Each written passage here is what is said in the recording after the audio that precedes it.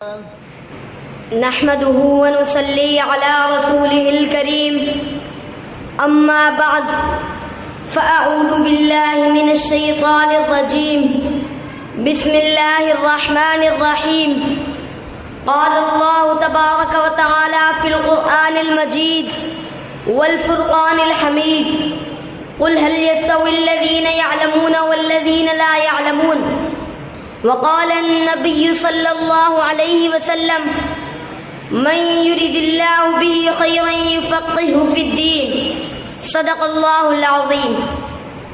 اگر یہ مساجد مدارس نہ ہوتے، اگر یہ مساجد مدارس نہ ہوتے، کہیں بھی جہاں میں مسلمان نہ ہوتے، بصورت بشر سب درندے ہی ہوتے، بصورت بشر سب درندے ہی ہوتے، کسی بھی جگہ اچھے انسان ہوتے۔ اگر راہ دکھاتے نہ اہل مدارس، اگر راہ دکھاتے نہ اہل مدارس، جبینوں میں سجدے تڑپتے ہی رہتے۔ کسی کو بھی توفیق توبہ نہ ہوتی، کسی کو بھی توفیق توبہ نہ ہوتی، کسی کی بھی بخشش کا سامان نہ ہوتے۔ محترم اساتذہ کرام، محترم مہمانان گرامی اور میرے ہم مکتب ساتھیوں، السلام علیکم ورحمۃ اللہ وبرکاتہ۔ آج میں اس بابرکت محفل میں دینی مدارس کی قدر و منزلت کے بارے میں لب کشائی کرنے کی جسارت کر رہا ہوں۔ دعا ہے کہ اللہ تعالیٰ مجھے حق اور سچ بات کہنے کی توفیق عطا فرمائے۔ معزز سامعین، حضور اکرم صلی اللہ علیہ وسلم نے قرآن و حدیث کی تعلیم کا آغاز ایک ایسے چبوترے سے کیا تھا جس کے اوپر چھت بھی نہیں تھی۔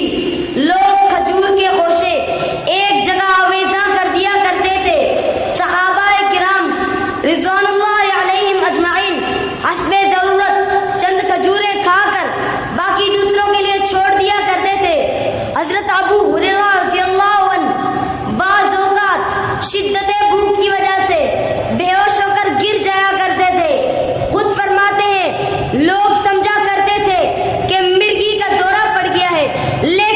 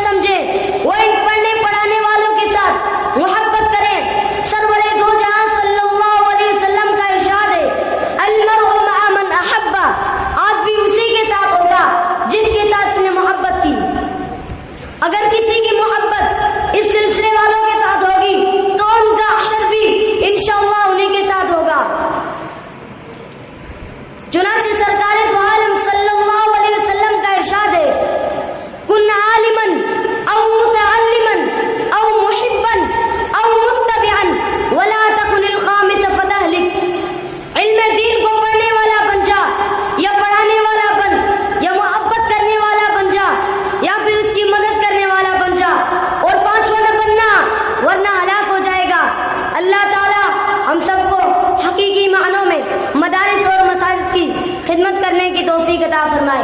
آمین. وما علینا الا البلاغ.